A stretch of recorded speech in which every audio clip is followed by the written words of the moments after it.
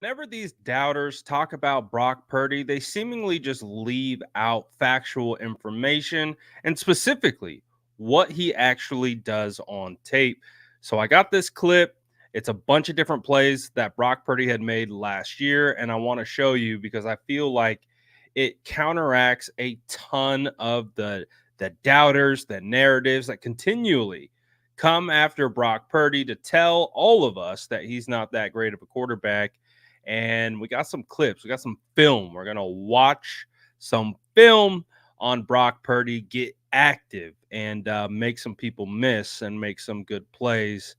And again, just reiterate, hit the point home that Brock Purdy is a lot better than a lot of people like to give him credit for, and kind of get us primed and ready to go for training camp right around the corner. I apologize for my tardiness. We had some stuff drop right before I came on. So we also look at the 49ers jersey schedule, all that good stuff. But you already know what to do. I see y'all doing it already in the chat, dropping SDS. Smash that like button and let's get after it all right now.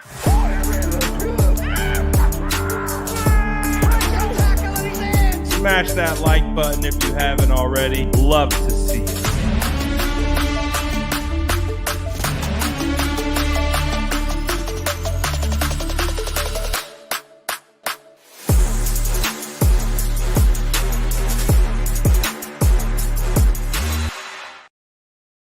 Oh boy, I'm always down. What did someone say here in the chat? They said I will always defend Brock Purdy. That's my quarterback. I feel like that has become part of who we are. And it all started in training camp last year when you had a ton of conflicting reports, conflicting evaluations. And I happened to find myself defending Brock not because I blindly believed Brock was going to be this great quarterback or anything like that, but with what we could actually see with our own two eyeballs that Brock was doing, what he was working back from, and what we were able to identify in training camp that came to fruition in the regular season. So all of those things play into the misevaluation of Brock Purdy. And so, what we're going to be able to do is we'll talk about that. I see people want to talk receivers. So, we will talk receivers. This will be our schedule for the day. We will talk about the jersey schedule really quickly. We'll watch some film of Brock doing Brock things, just to shove it in the doubters' faces. And then we will talk about some Brandon Aiyuk because I know that's the hottest topic right now. And someone said, any news on BA? I feel like some new information has come about.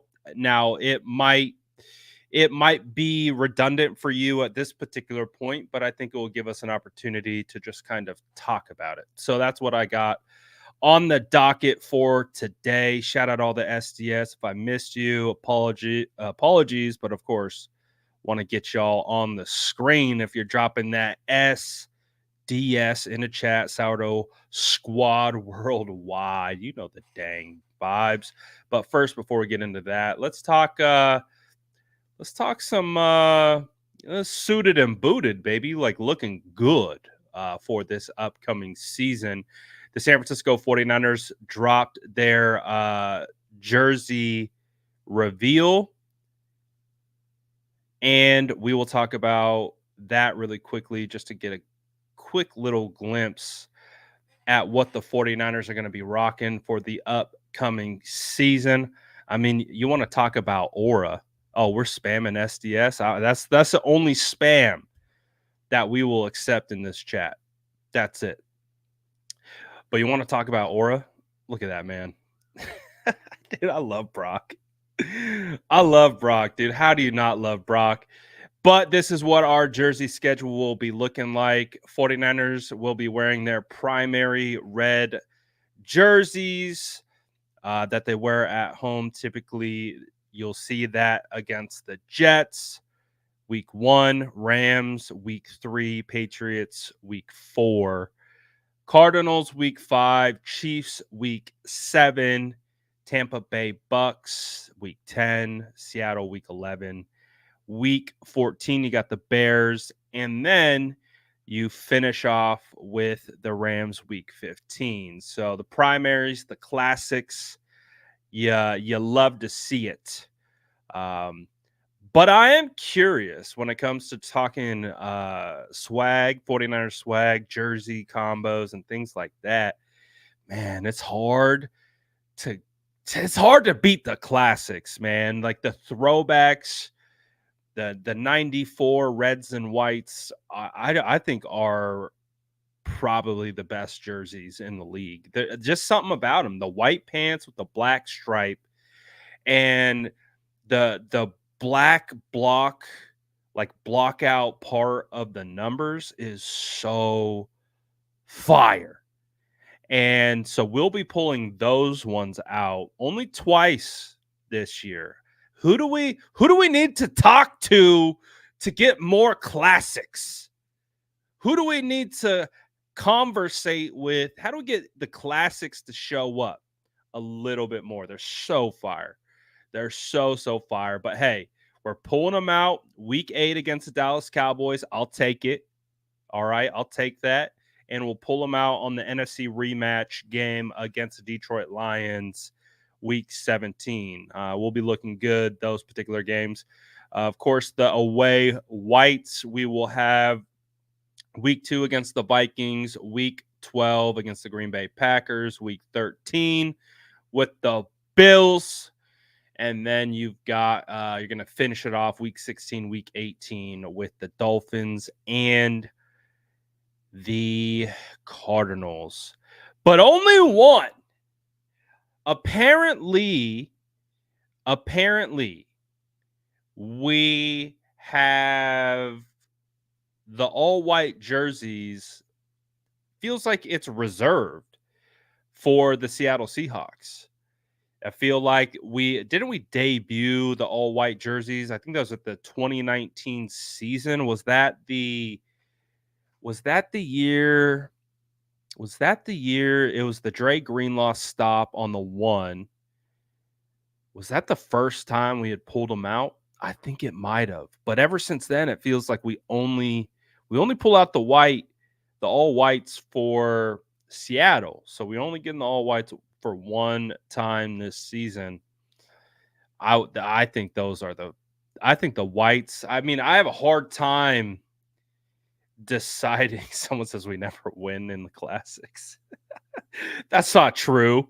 We've beaten the Rams on prime time in the 94 Reds. I think we that huge game in 2019 in the all whites. So never say never. Never say never. We've definitely come away with some wins before. But what I want to talk about today is all the doubters. When they're talking about Brock, they seemingly act like he is a statue in the pocket. Or am I making things up? I feel like when people talk about Brock Purdy and the way he finds success within the 49ers offense, it's as if he is asleep at the wheel. It's as if the 49ers offense is such a well-oiled machine that literally a toddler can sit behind this wheel and you could go into like Tesla automated driving mode where you could literally take a nap while this thing just drives to its destination. That's the way people talk about Brock Purdy within this offense. And obviously, we like to watch the tape here, so we watch every single game back. We watch every single play. And that's why we seemingly have such a problem with the way he's talked about. Because what I'm going to show you is about 2.5 minutes of Brock Purdy doing the exact opposite of the way that I was just, relaying how he's described. So let's take a look. Let's have some fun. We haven't been able to do a film breakdown in a while, so let's watch some Brock Purdy highlights. I want to shout out. This is from Ian. I want to make sure I get his name correctly. He put together this clip of all 22. Ian Hartitz, and he is at iHeartTits. That's a crazy ass name. Doesn't come off the tongue very well. At IHARTITZ. I didn't realize what it was going to sound like saying it out loud. But anyways, I digress. Let's take a look at some of Brock Purdy's plays in action. We're gonna go without the volume on that one. Oh man, this might have to spin off into something else, because I remember I wanted to show you guys this too. But let's watch this. Just Brock doing Brock things, making plays outside of the pocket, breaking tackles, going to his left, shuffling all the way to his right, coming across field, finding George Kittle. Look at him. Look at that little, what did George Kittle call him? What was that little lizard that scampers across the water? I forget the name of the particular lizard he was talking about. That was a good play. Super underrated. That's one of my favorite. I remember that play went stupid crazy when I posted that last year. It's just the one deep to Aiyuk. Look at the system right here. Look at the system. Delivered a phenomenal throw. A water dragon. Thank you very much. A water dragon. He does. Ever since George said that, I can't just get the image out of my brain, because he does. He scampers like he's very quick, very agile. That throw. I remember that throw. Brock holding strong within the pocket. Little stutter. Almost got him on his feet. Little sidearm fling. Like, look at him. He's like, yeah. Look at Brock, man. Look at Brock cook. And it's funny because, like, obviously these are some of the great plays from that year, but I can think of like 10 or 15 more you can add to this from just last season, of him making plays outside of structure, getting rushed, having to defeat a zero blitz. Look at that. No big deal. Look at the system at work. Beautiful. Beautiful, beautiful, beautiful. I love all of it. Oh, just step right up, floater right to George Kittle. Easy money. Not bad for a guy coming back from UCL surgery who we didn't even know if was going to be able to throw a football again. Not bad, not bad. I remember this play. That play was from week 2. That was week 2. I remember, not week 2. I'm sorry. This was his second start. I was at this game, right? Or was this, or am I tripping? Was this Thanksgiving? I could be tripping. I think this might be Thanksgiving. Not his rookie season. Well, I think this might be Thanksgiving. Can I show you something poetic? Let me see if I can do it really quickly, because it's about this particular play, right? Remember this play where Brock is able to escape, point, and finds Brandon Aiyuk. Oh man, it's so poetic. I remember I was watching this. Okay, I think I could be able to pull it up. Okay. So keep this play in mind, right? Where he has to escape. He's flushed to his right. He points Aiyuk across the field. Aiyuk sees it. Aiyuk understands it, goes to the spot, touchdown. It's one of the reasons why, having a rapport with the wide receiver is such an important aspect of this game. But I want to show you how full circle that is really quickly, because I remember doing this film breakdown.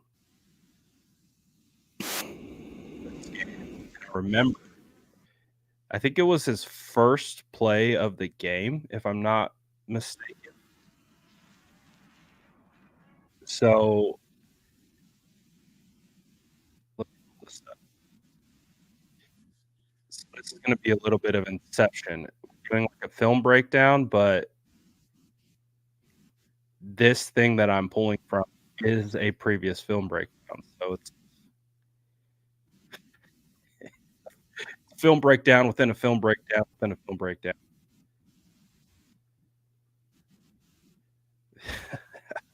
I got you. I got you. All right. So this is what I'm talking about. This isn't planned, so that's why it's all super messy and all over the place.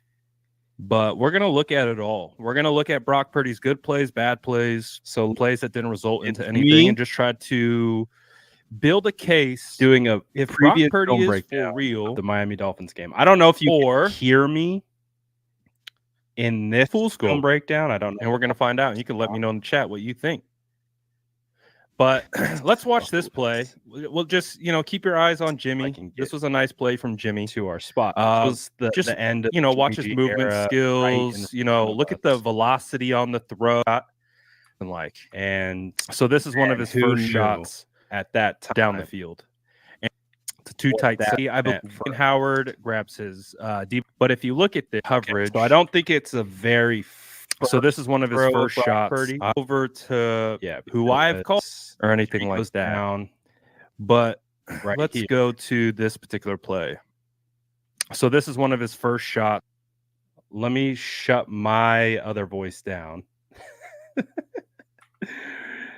All right. So remember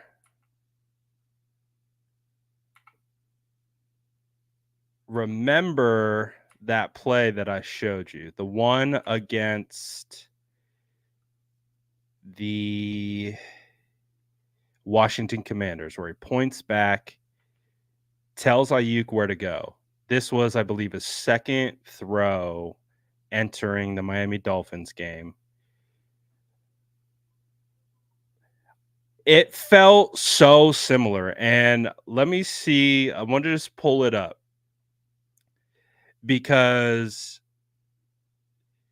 it's not the same, obviously. It's a designed rollout. You see him point at Aiyuk, but Aiyuk and him are on the same page. If you look at the feet of Aiyuk right there at the top of the screen, Aiyuk's just kind of like, what's this dude doing? And you could see Brock is like, bro, get out. Go that way. Go the opposite way of the defender. But, BA wasn't really in tune with what Brock was doing, because they didn't have that rapport. They didn't have the reps. They didn't have the on-field working experience. And this was Brock's second attempt after entering into the Miami Dolphins game. And, in my commentary, and again, I just muted it because this was from that particular week we did that film breakdown. You can go and watch it back, and I've watched it back, and that's why it's on my mind, is because I was like, this is a type of play that you could see working with more reps, with more rapport, with more time in the lab. This play works, right? I'm saying it. You see my face right there. This is what I am saying. I'm saying now, typically we don't like throwing across our body across the field. That's very dangerous, right? Those are the things that we're saying. But I go on to say, like, if Aiyuk and him were on point, this would have been a little bit more cohesive. And the only reason why I'm bringing that up is because I remember watching that particular, I don't know why I was on this film breakdown, but I was watching it back. And then I was like, was like, wait a second. They did do that again. It just came during the Washington Commanders game. And what did you get? You got, now again, it's not even designed rollout, but it's a rollout, points opposite side. Aiyuk's on point, ready to go. Bang. Gets it. So I love those things. To me, football isn't a stagnant process. You're either getting better, you're getting worse.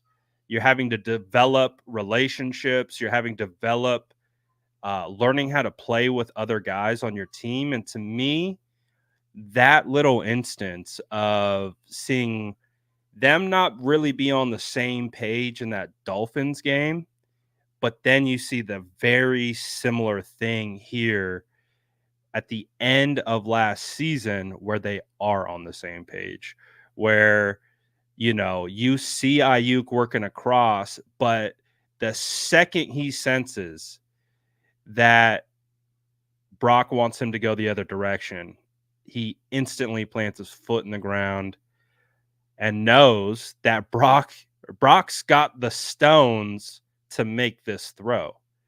And that's what I love about football. Like, that's what I love about the development of football.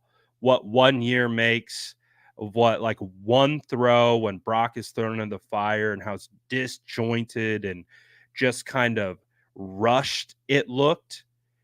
And me trying to contextualize it in real time of just being like, yeah, that's what happens when you get thrown into the fire and you don't have that working rapport with your teammates. And then this is the example of a very similar scenario and what it looks like when you have that cohesive nature and understanding with your teammates. So I don't know. I loved it.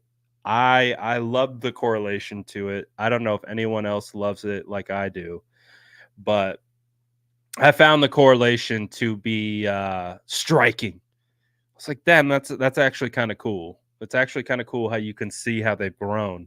You can see how they've developed to have a rapport. And again, it plays into, I think what, a lot of people do want to talk about is they do want to talk about the Brandon Aiyuk situation and how it's playing out. But it's like, this is why you got to have guys that you trust. You got to have guys with real life working experience that when plays break down like this, you know what your guy's capable of. You know what he's thinking. You know what he is likely going to do. And I just think that is when you're especially challenging for a Super Bowl, you got to have those guys on your roster. Again, like even this play, like he kind of knows that he can go like Aiyuk can go against grain when Brock is rolling out. Like Brock has shown in multiple times on this particular film, especially against the Bengals, that when he rolls out, he will throw cross field. And if your wide receivers understand this about your quarterback, then they're more inclined to be on the same page, which means that's going to translate into big plays even when things break down. So, man, I think that this video is really cool and just kind of showcasing Brock Purdy. Again, the way that people talk about this guy and make it seem like he's asleep at the wheel and the 49ers are just getting things done. Regardless,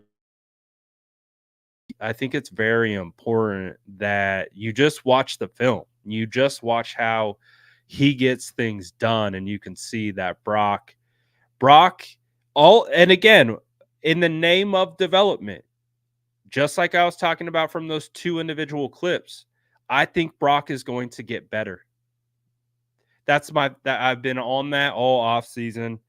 I think that the version of Brock that we're going to see in training camp is going to be a leveled up Brock.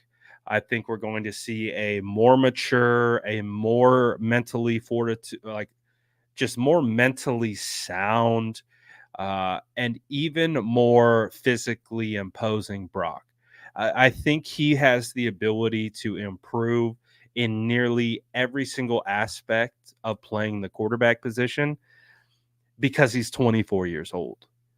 I think it's very, very important. And again, part of the issues with the way Brock Purdy was being evaluated last season in training camp is also the omission that he was 23 years old. He had never been a starter before for like intentionally starting.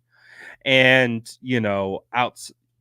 there were so many variables that went into Brock and Brock's performance that you had to be able to understand that what you're doing is when you're evaluating is half of it's a projection. You're evaluating what you see now, but you're also projecting out what you know and expect to occur. So we can evaluate what Brock was in training camp last year. We can evaluate what Brock was in season last year, and we can look at every step of the way in how he took strides and steps forward within his development. So the same thing persists with this season.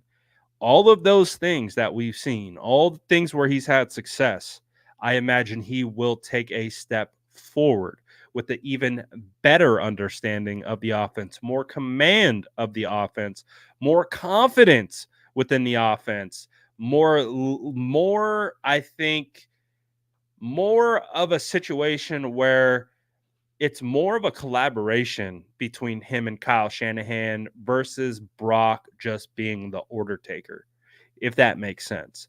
I think with what we will see is we'll see more of a collaborative effort of Brock being, I'm liking this, I see this. This is what I'm calling at the line of scrimmage. I'm going to check us in and out of this play based on what I'm seeing. That's where I see Brock improving. And also from a physical standpoint, when you have a serious, serious injury, it is a setback. It's not baseline. Again, another problem with how people were trying to evaluate Brock Purdy in training camp is they were trying to evaluate Brock as if he was at baseline without recognizing he wasn't even a full participant throughout the entirety of training camp. He was on a rehab schedule where he was 2 on, 1 off, 2 on, 1 off. And as a result of that, you are just building back the strength. You're building back trying to get to baseline. That's not happening this year. Brock is at baseline. He ended the season above baseline with how he improved. And what he's going to be doing this offseason is to continue to rework his mechanics, continue to shorten up his motion, get it faster, get it quicker, and get it more powerful.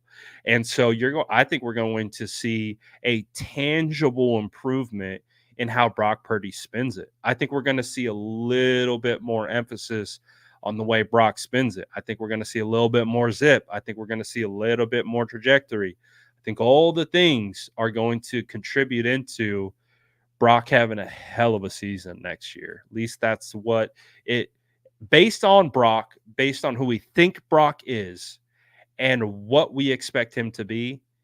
Brock is taking steps forwards absolutely in all major categories next year, including this one. This is where I think he improves from a physical standpoint the most. Again, one thing that I admired about Brock Purdy throughout last year's training camp was the fact that even though he was coming back from UCL surgery and he was competing for that job, I think that's very important to note is that, I think many of us, and to the 49ers credit, it's not their job necessarily to tell us about every single inner workings of what they're trying to execute. I can absolutely rationalize that. So I think a lot of us just assumed Brock was just the kind of the de facto starter. A lot of people were rooting for Trey Lance to potentially push Brock for that or for Trey Lance to regain his starting position.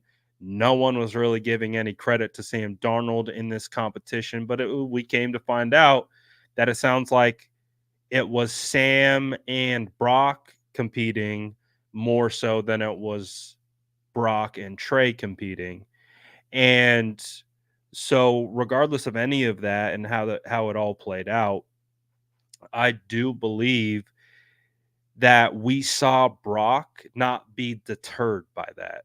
And he, out of any of those three quarterbacks, um, including Allen into that mix, we can't forget about our current third string quarterback. I guess he's third string. I guess you could say he's competing.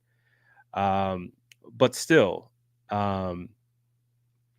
Brock was the only quarterback that was consistently pushing the ball downfield multiple times last year in training camp. And the best part about all of it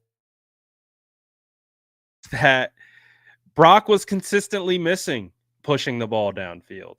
He just wasn't on target, and you could see he wasn't comfortable. He wasn't comfortable. You could see consistently he'd either push it too far and the ball was too flat, too strong.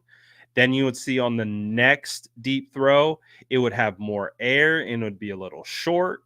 And so you could if you were actually paying attention to Brock in training camp last year, you could see that he was literally just trying to regain that feel for, you know, all the different geometry that comes into play based on where defenders are in particular coverages, what the play is calling for, what the route's calling for, what the pressure is presenting, that changes the geometry of the throw, whether the angle, the arm slot, the power, all of it. And you could just see that last year in training camp, Brock was just working through that. He was trying to get it back to baseline.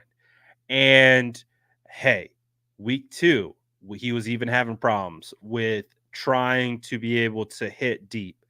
I went on 95.7 a game with Steiny and Guru. They asked me straight up, should we be concerned about Brock Purdy's deep ball? And I said the same exact thing that I'm saying to you right here is, and I said no, because what you can see, and this is a continuation from training camp, he's just trying to find the spot.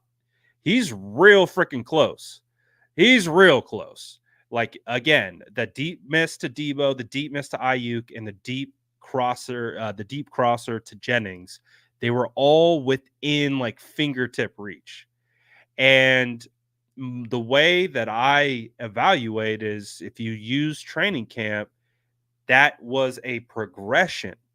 And I said on air, I said, this is going to continue. He's going to continue to progress.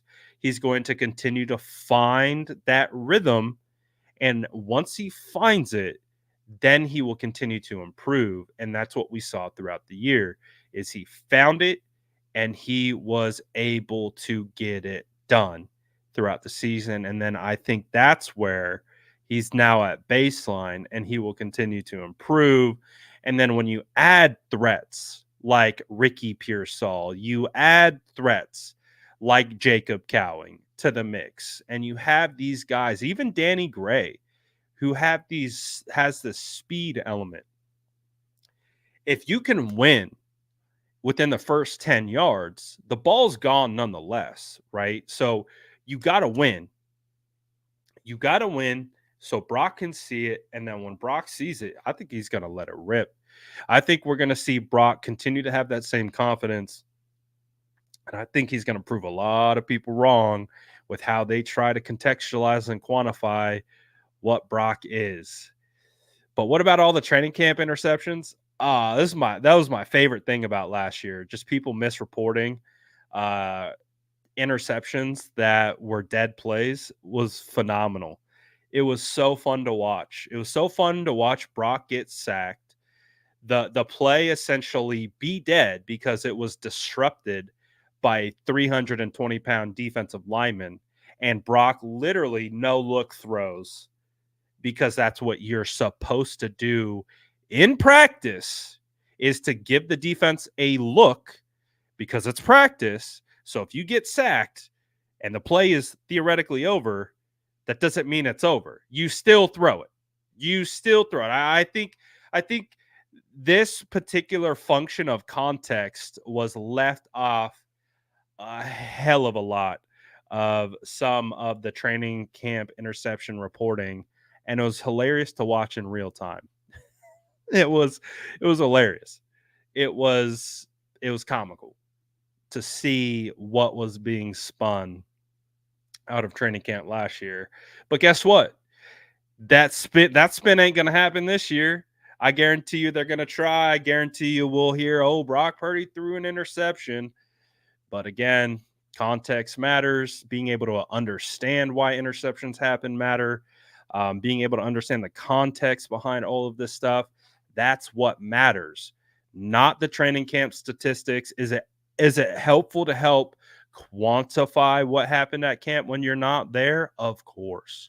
I'm not going to sit here and say that, but every play has its own individual story. And what we had last year was the story being omitted and just people saying, oh, he threw an interception, which was true.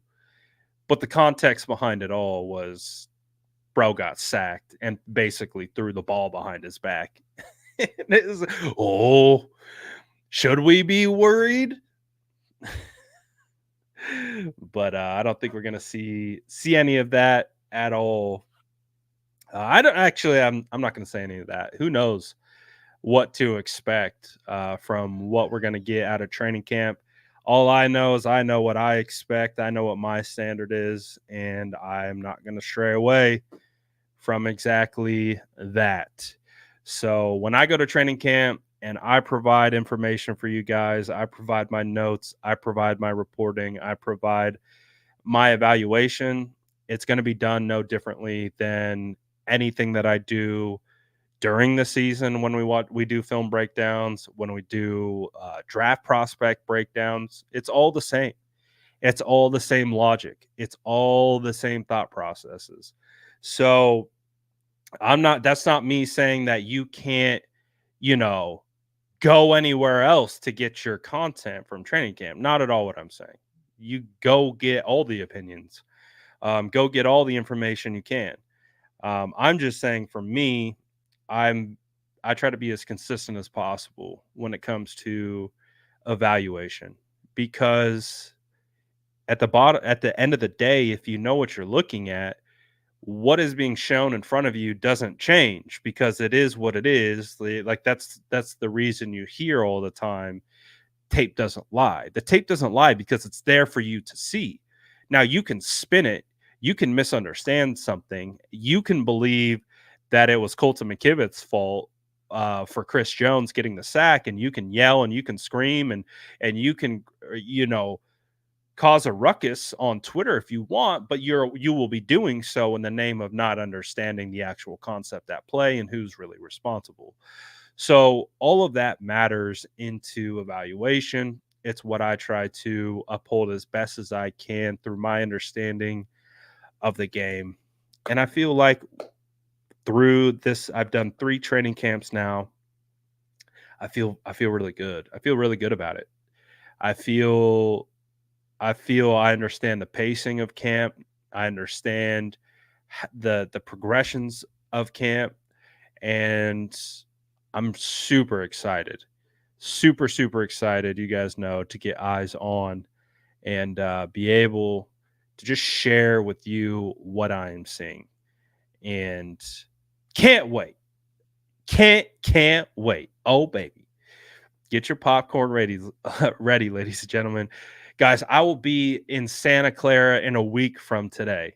It feels insane to say out loud, but I will be in front of 49ers football in a week from today. Doesn't feel real. Doesn't feel real. Doesn't feel. I don't know. Someone, who said it? It might have been Rome. I saw it way earlier on. I think he was saying like it feels like this off season was forever. This off season seems long as f this year. I think I figured out the cheat code. I figured out the cheat code.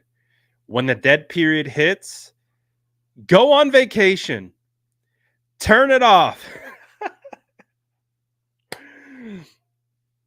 Going on a 3-week vacation in the middle of the dead period of the year, I think saved my life. Where to the point where I'm like, wow, the off season's almost over. It changed such a dynamic for me that I've never experienced because if you guys know anything about me, I think I'm heading into year 7, dude. I can't do math, so I can't keep track of. It's either year 7. I think it's year 7 that I'm heading into now of doing 49ers content. I've never taken 3 weeks off at all.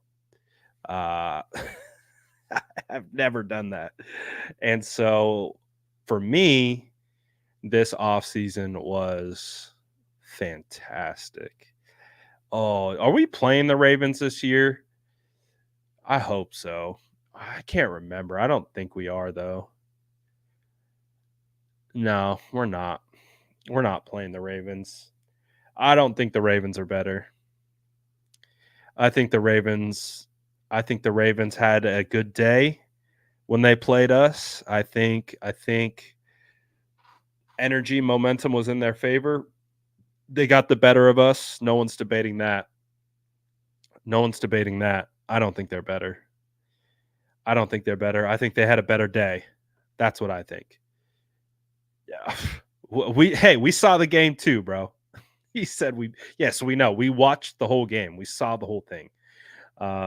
Yes, we were there too. We had our Christmas spoiled. We were there. We saw it. But two things can be true at once. You could have the better day. You could have the better day. Doesn't necessarily mean you're the better team. Oh, he's going back to 2012. Get out of here. Get out of here.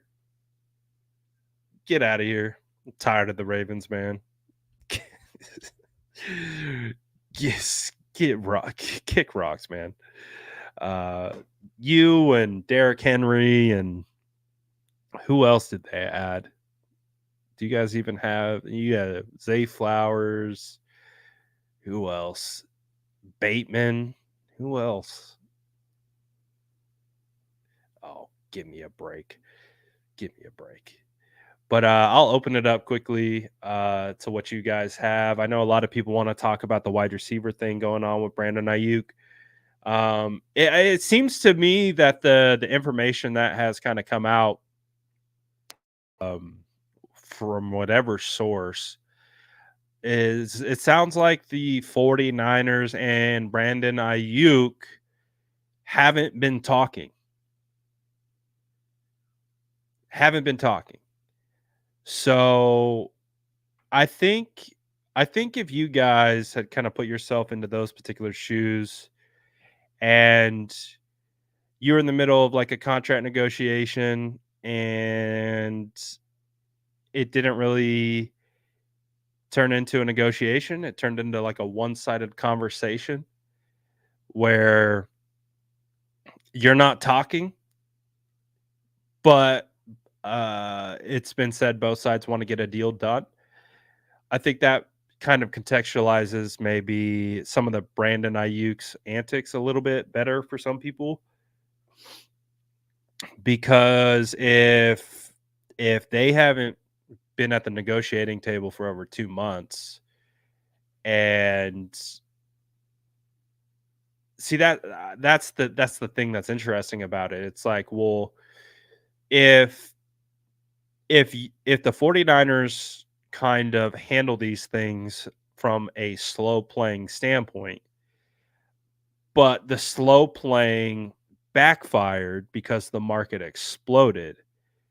Why and again, this is just based on what we're hearing through the media. Pretty much everything that where we're at right now is through the media. It's just like why wouldn't you why wouldn't you have the conversations? Why wouldn't you be talking through this to understand that, hey, yeah, we uh, maybe misjudged the market explosion. And as a result of that, we have to reevaluate our offer, right? Because if you're making an offer based on outdated information, then I don't know. It seems to me it's very complicated. For not knowing what's going on with the Brandon Aiyuk situation, it seems to be pretty complicated. So, with a week away of training camp from kicking off, Aiyuk requested the trade, and apparently it's partly due to the fact that they're not communicating. At least that's what it's uh, being presented as, coming from Aiyuk's agent. So I don't know. I don't know what to do with these situations anymore. Um, Obviously, the ultimate outcome that any one of us are looking for is that the 49ers put themselves in the best position to win football games. And however that happens needs to happen. I don't know. But again, these contract negotiations are above my pay grade. Uh and all that stuff. Justin says, I hate the narrative. I'm seeing that losing Aiyuk is going to expose Purdy. I really don't. I really don't believe so. I don't believe that to be the case. I think losing Brandon Aiyuk would be a detriment to the 49ers offense. But, you know, remember when we had Brandon Aiyuk and Jimmy Garoppolo playing together? It took Brandon Aiyuk nearly every quarter of a 17 game schedule to barely break 1,000 yards receiving. And here comes Brock Purdy and completely elevates BA's game in the sense of Brock is able to turn Brandon Aiyuk into a true X receiver, a true number one, a true downfield threat. With Jimmy Garoppolo, Brandon Aiyuk wasn't a downfield threat, because to be a downfield threat, that would require you getting the ball thrown to you beyond 15 yards, and that just wasn't something that Brandon Aiyuk was, or what Jimmy Garoppolo wasn't going to do. So as a result, you get a change in quarterback, and all of a sudden you see Aiyuk rising, and them using him differently, using him in situations that fit Brock's skill set. And Brock is shown from day one that he will push the ball downfield. Um, Not at will. He's not an automatic, machine gun where he's just, dropping deep balls left and right. He picks and chooses his shots. They're very coordinated. Um, but it meshes with Aiyuk's skill set. My hesitation comes from, we got Debo, we got Jennings. I think we're all confident in those guys for sure. But I think Brandon's skill set is so unique to what we currently have. I see someone in the chat saying wide receivers easily replaceable. To be fair, although that might be true, and you have the instances where the Vikings trade Stephon Diggs and draft Justin Jefferson, those things are definitely, that happens, that exists. But also too, within this offense under Kyle Shanahan since 2017, the 49ers haven't had a wide receiver like Aiyuk. There hasn't been one of his caliber, of his skill set. Just hasn't happened. So, is that, can Persol be that? Can Cowing be that? Can Danny Gray be that? I don't know. We'll see. I think that's what training camp is going to be really big for, is to be able to see uh, if there is a life without Brandon Ayuk in it. What does that look like? Who fills that gap? Who's able to do what he's looking for? So I don't know. We'll see, man. We'll see how it all plays out. But I would say this, for kind of believing that something was going to get done, I don't know anymore. I don't. That's not to say that he's going to get traded. I think Brandon Ayuk getting traded is the least likely outcome of this all. I've said this from the very beginning. I've said it from the jump. I don't feel there's nothing that has the 49ers have shown that they want to trade Brandon Ayuk. And I talked about this yesterday. If you get Brandon Ayuk off an all-pro season playing this year on $14.1 million deal, that might be the second best value in all of football. The first being Brock Purdy playing on what he's getting paid. But if you're getting an all-pro wide receiver in today's market to play for you for $14.1 million, that is highway robbery. From a business perspective, that is probably some of the best returns that you're going to get on that price tag that you're going to pay, which is why we're at where we're at, because you have comparable wide receivers of Brandon Ayuk getting 28 to 30. Him playing at 14, that's a severe underpay, considering where everything currently sits. So that's I wish I could fast forward. I wish I could fast forward to like what the outcome is going to be, because I feel like we keep saying the same three outcomes, right? He's not going to get traded. He's either going to get the extension or he's going to play on his 5th-year option. That's it. I don't think he's going to get traded unless the 49ers and Brandon Ayuk are so fractured to the point that Brandon Ayuk's not walking in that locker room, to the point where him and Kyle Shanahan can't even speak, then maybe. But that sucks, honestly. That sucks. Like, I don't know.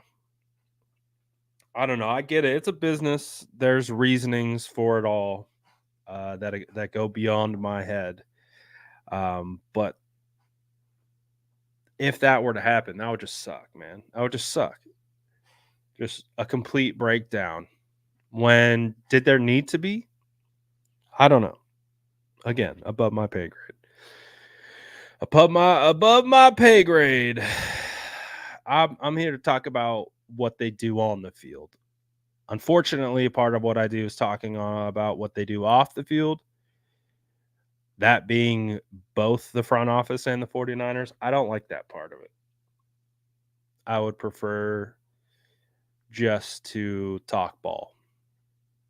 That would be my ideal outcome. So we'll see. We'll see what the outcome actually is. But man,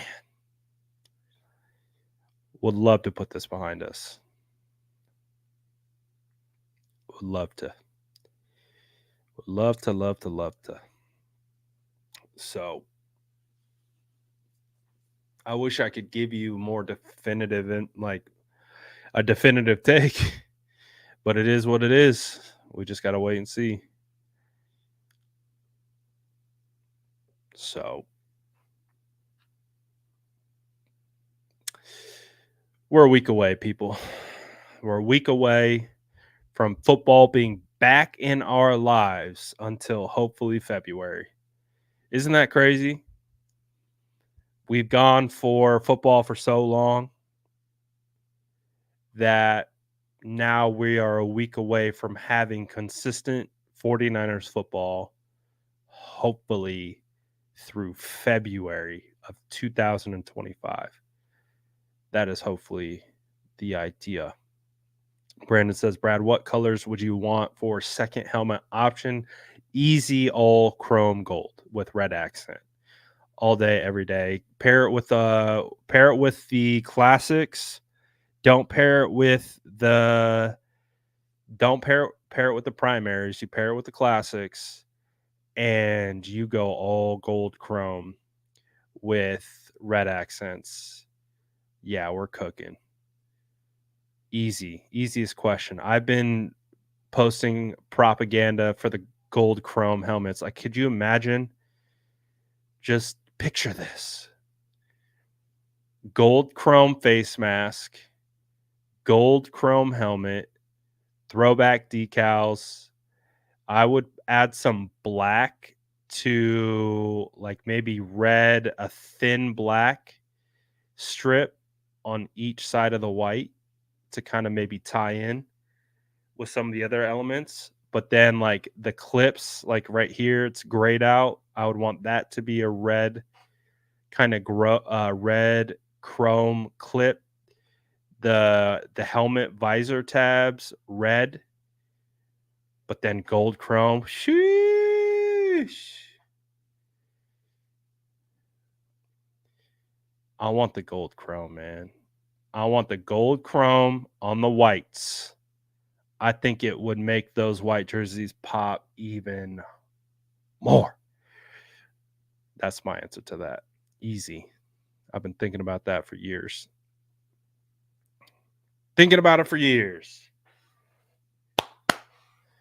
But we got 49ers football coming back. Appreciate everyone tapping in. Excited to bring you guys 49ers training camp coverage. I know you guys have a lot of options to go to. I appreciate you making me one of those options. I like that one. And he knows. Peter says popcorn instead of cookies. I like it. Get your popcorn ready. You have a lot of options to go to, so I appreciate any and all of you who will be checking in just to see what I got to say on training camp coming up. So very much looking forward to it. Very much looking forward to being back out there. And of course, if you guys are out there too, you see me, come say what's up. Come say SDS. Probably one of the things that brings me a ton of joy in life is when I meet you guys and you guys say SDS. It's the best. So love you guys. Appreciate you all. I'll see you guys tomorrow. We'll talk about more 49ers football, and I'll see you then. Peace.